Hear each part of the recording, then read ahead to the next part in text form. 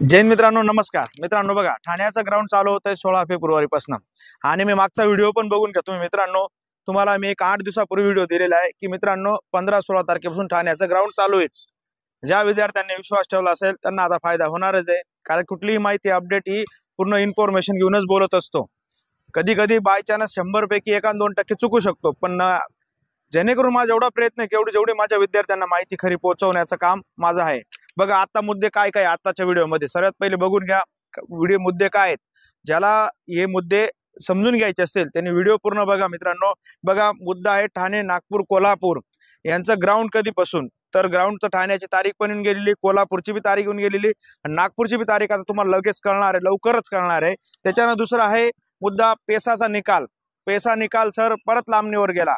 मग काय पेसाचे विद्यार्थी असतील कॅन्डिडेट त्यांना पण तुम्हाला सांगतो काय पद्धतीने कशा पद्धतीने आपल्याला काम करायचंय। त्याच्यानंतर पुढचा आहे पेसाचा मुलगा IMP, पेसाचा मुलगा ओपनची जागा घेतो का, हा मुद्दा खूप सध्या आता चर्चेत आहे, कारण की प्रत्येक विद्यार्थ्याचा मला पेसाचा मुलगा ओपनची जागा घेतो का, यस त्यावर बी आपण बोलणार आहोत। त्याच्यानंतर फिटनेस सर्टिफिकेट कधीपासून लागेल, ठाण्यावाल्यांनी स्पष्ट करून दिलेलं आहे की 20 जानेवारीपासून फिटनेस सर्टिफिकेट लागणार आहे। आणि आता बाकीचे नागपूरवाल्यांना तर आधीच मागतायत आणि कोल्हापूरवाल्यांचं कधीपासून लागेल, या सर्व मुद्द्यांवरती आपण व्यवस्थित माहिती चर्चा करणार आहोत आणि इन्फॉर्मेशन तुम्हाला देणार आहे। प्रिय मित्रांनो घाबरू नका, लक्ष द्या कशा पद्धतीने। आता ठाणे नागपूर आणि कोल्हापूर, जर कोल्हापूरची बी तारीख येऊन गेलेली, ठाण्याची बी तारीख येऊन गेली 16 फेब्रुवारी, लक्ष द्या 16 फेब्रुवारी। मग 16 फेब्रुवारी पासून मुलांचं ग्राउंड आहे आणि 21 फेब्रुवारी पासून मुलींचं ग्राउंड आहे। म्हणजे मुलांचं ग्राउंड अवघ्या त्यांनी 4-5 दिवसात घेत आहेत आणि मुलींचं बी 3-4 दिवसात।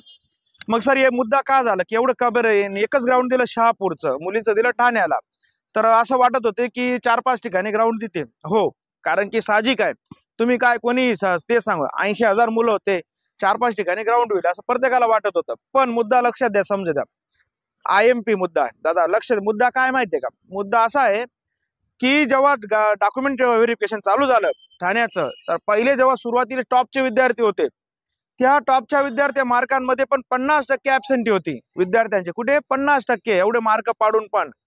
आणि जसं जसं डॉक्युमेंट व्हेरिफिकेशन मागे मागे घेत गेलं, जेव्हा मार्क 60, 80, 90 असे विद्यार्थी 60, 54, जेव्हा 70च्या खाली आलं तर 10 पैकी फक्त 1-2 विद्यार्थी येत होता डॉक्युमेंट व्हेरिफिकेशनला।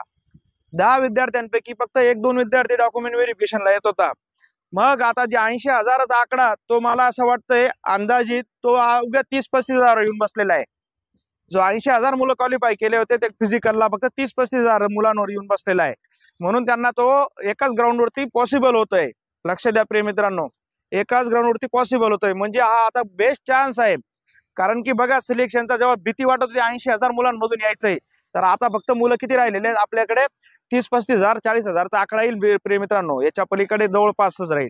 म्हणजे आता तुम्हाला सांगतोय सिलेक्शन घेणं खूप सोपं झालेलं आहे, कारण की आणि अजून मी सांगतो सिलेक्शन कुठल्या विद्यार्थ्याचं होणार आहे, कारण की तुम्हाला माहिती आहे आपले जेवढे पण बोलतोय तेवढं पण कारण की सत्यच बोलतोय। त्याच्यानंतर हा कळालं sir, yes Nagpur Kolhapur same तीच परिस्थिती, प्रत्येक ठिकाणी नागपूरला पण एवढे विद्यार्थी आहेत ना, जेव्हा तुम्ही लिस्ट येणार ना ते पण विद्यार्थी डायरेक्ट कमी होणार, कारण त्यांनी खूप विद्यार्थी अपात्र केलेले आहेत। त्याच्यानंतर प्रिय मित्रांनो पेसा निकाल बद्दल बोलणार आहोत आपण। काय पेसाचा निकाल, परत 5 तारीख दिलेली पेसाचा निकाल, पण या पेसाचा निकाल जरी 5 तारीख दिली पण या विद्यार्थ्याचं ग्राउंड सर्व गोष्टी होत आहेत, ग्राउंड वगैरे सर्व गोष्टी होतात, फक्त फायनल लिस्ट नंतर ते 16 किलोमीटर 25 किलोमीटर नाशिकच्या विद्यार्थ्यांचं 16 किलोमीटर 25 किलोमीटर टेस्टची तारीख येऊन गेलेली आहे। मग सर हे झालं हे पेसाचा निकाल, याच्याबद्दल काय करावं, याच्याबद्दल एकच मार्ग आहे प्रिय मित्रांनो, लक्ष द्या। जसं आपण मागे एक आंदोलन केलं होतं, लक्ष द्या, पेसाचे कॅन्डिडेट तुम्ही पण एकत्र यावं लागेल, आपल्याला एकत्र यावं लागेल। तुम्ही आपला नरहरी झिरवाळ साहेबांना भेटा, त्यांना सांगा सर या बाकीच्यांचे रिझल्ट लागतायत, आपला पेसाचा रिझल्ट अडकलेला आहे, कृपया करून आम्ही पण बेजार आहेत, तुम्ही नरहरी झिरवाळ साहेबांना भेटा, तोपर्यंत तुम्हाला समजणार नाही काय कशा पद्धतीने। म्हणून आपल्याला त्यांना परत आता कॉल करून त्यांना भेटावं लागेल आणि त्याची आपल्याला माहिती घेऊन पेसाच्या निकाल बद्दल ते इन्फॉर्मेशन क्लिअर करावं लागेल। मग त्याच्यानंतर सर ST पेसाचा मुलगा ओपन मध्ये जातो का, लक्ष द्या प्रिय मित्रांनो, ST पेसाचा मुलगा ओपन मध्ये जातो का, तर धुळ्याला ST पेसाचा मुलगा ओपन मध्ये टाकलेला आहे, नाशिक सिटीला पण ST पेसाची मुलगी वेटिंग लिस्ट मध्ये आहे, तर नक्की तो प्रॉब्लेमच कळून नाही राहिला। लक्ष द्या, मला पण नाही समजून राहिला काय यांना कशा पद्धतीने, जर यांनी पेसाचं आरक्षण वापरतात ते विद्यार्थी ते ओपन मध्ये येऊ शकतात का, ते कशा पद्धतीने। तर उद्या मी नाशिकच्या ऑफिसला जाणार आहे त्या साहेबांना भेटायला, की सर मला कळून समजून सांगा नक्की काय प्रकार आहे, की पेसाचा विद्यार्थी ओपन मध्ये येऊ शकतो का, विथ पेसाची जी विद्यार्थी वेटिंग मध्ये आलेली आहे ते पेसाची येऊ। जर असं होत असेल तर प्रिय मित्रांनो, ठाण्याचे जो पेसाचा विद्यार्थी आहे, तू जर चांगले मार्क घेतले मित्रा, तू जर चांगले मार्क घेतले, तू ओपनच्या लिस्ट मध्ये जाणार आहे, जेणेकरून म्हणजे तुझी पेसाची निकाल तर पेंडिंग आहे तर तुला ती वाट पाहायची गरज येणार नाही। चांगला स्कोर घेतला तर तू डायरेक्ट ओपनची जागा खाऊन तू या विद्यार्थ्यांबरोबर तुझी जॉईनिंग, तुझ्या या विद्यार्थ्यांबरोबर तुझी टेस्ट, सर्व गोष्टी होणार आहेत। म्हणून हा एक मुद्दा कळाला। यस, या मुद्द्यावरती उद्या मी ऑफिसला जाणार आहे आणि त्याबद्दल ते माहिती व्यवस्थित घेणार आहे। परत माझे प्रिय मित्रांना टाकेल की हा पेसाचा विद्यार्थी जनरलची जागा घेऊ शकतो का, यस, त्याबद्दल एकदम कन्फर्म डिक्लेअर उद्या मी तुम्हाला ते कळवेल मित्रांनो। त्याच्यानंतर फिटनेस सर्टिफिकेट 20 जानेवारीपासून ठाण्याच्या वाल्यांनी सांगितलेले, 20 जानेवारीच्या नंतरचं तुम्ही फिटनेस सर्टिफिकेट आम्ही अलाउड करणार, म्हणजे खूप छान। यांनी एका महिन्याच्या आसपास अलाउड केलेले, 1-1.25 महिने। तेच कोल्हापूरवाल्यांना पण त्यांची पण नोटीस येईल की कधीपासून फिटनेस सर्टिफिकेट पाहिजे। तुम्ही पण प्रिय मित्रांनो याच रेंजमध्ये राहणार आहे की जेणेकरून फिटनेस सर्टिफिकेट तुम्हाला याच रेंजमध्ये राहणार आहे की जेणेकरून आता जी धावपळ होणार नाही, कारण विद्यार्थ्यांचे मेसेज आणि कॉल येत आहेत की सर आम्हाला फिटनेस सर्टिफिकेट कधीच पासून लागणार आहे, तर तुमचा पण याच रेंजमध्ये राहणार आहे। जर वाटलं असेल तर तुम्ही खूपच मागे जगेल असेल तर काढून घ्या 1 महिन्याच्या आसपासचं, जेणेकरून त्या या पद्धतीने काढून घ्या।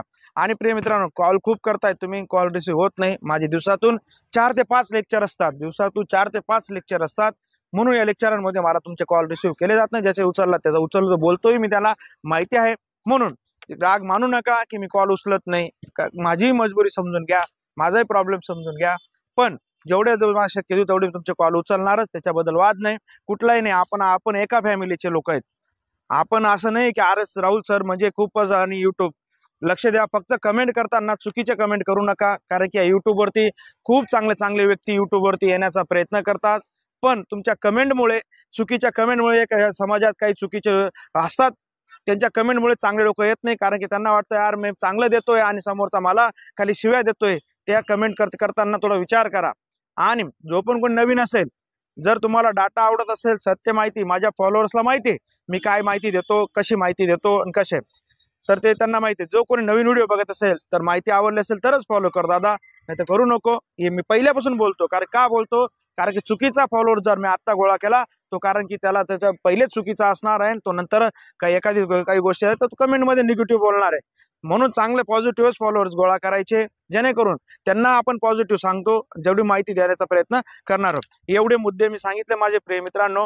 कोल्हापूरचा ट्रॅक कसा आहे, नागपूरचा ट्रॅक कसा आहे, ते पण माहिती मला व्यवस्थित डिटेल भेटून जाणार आहे।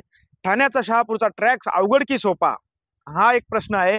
तर प्रिय मित्रांनो, शहापूरचा ट्रॅक नाशिक ट्रॅकपेक्षा खूपच चांगला आहे, एवढं कन्फर्म सांगणार आहे। विथ माझ्या प्रिय मित्रांसाठी मी शहापूरला जाणार आहे पहिल्या दिवसात, ज्या दिवशी पहिल्या दिवशी ग्राउंड असेल, तर माझ्या प्रिय मित्रांना शहापूरला जाऊन ग्राउंडचा ट्रॅक, चढ उतार, विद्यार्थ्यांच्या भावना, विद्यार्थ्यांना काय कशा पद्धतीने वाटतंय की ट्रॅक बद्दल, हे डिटेल व्हिडिओ टाकणार आहे। म्हणून तुम्ही आपल्या चॅनलवरती फॉलो करून घ्या। तुम्हाला मी शहापूरचा ट्रॅक जेव्हा दिवशी ग्राउंड राहील त्या दिवशी माझ्या प्रिय मित्रांनो, मी इथून नाशिकहून डॉक्युमेंटच्या वेळेस पण गेलो होतो, तुम्हाला माहिती आहे मी कुठेही जाऊ शकतो, कारण की जेवढा विश्वास तुम्ही ठेवलाय ना तुमच्यासाठी, मी कुठेही जाऊ शकतो। म्हणून मी शहापूरच्या तिथे जाणार आहे ग्राउंडच्या पहिल्या दिवशी, घाबरू नका, डिटेल माहिती देईल माझे प्रिय मित्रांनो। बाकीच्या विद्यार्थिनींना पण ठाण्याचे पण मी डिटेल माहिती देईल, ठाण्याच्या बी ट्रॅकच्या वरती मुलींचे कशा पद्धतीने मार्क निघतायत ते एकदम डिटेल माहिती देणार आहे मित्रांनो। म्हणून तुम्ही अजिबात चिंता करू नका, मी आहे, जेवढी माहिती तुम्हाला पुरवण्याचं काम नक्कीच करणार आहे। पेसा निकाल बद्दल भी सर्व डिटेल बोलणार आहे, म्हणून उद्याचा व्हिडिओ वाट बघा। उद्या ऑफिसला जाईल, साहेबांना डिटेल बोलेल, साहेब कशा पद्धतीने, मग आपण त्याच्यावरती व्हिडिओ बनवून तुम्हाला सांगेल मित्रांनो। म्हणून काही अजून डाऊट असेल तर कमेंट बॉक्समध्ये टाका, नक्की तुमचे कमेंट वाचून तुमच्या डाऊटला मी सॉल्व्ह करण्याचा प्रयत्न करेन मित्रांनो। भेटू पुढच्या व्हिडिओमध्ये मित्रांनो, जय हिंद।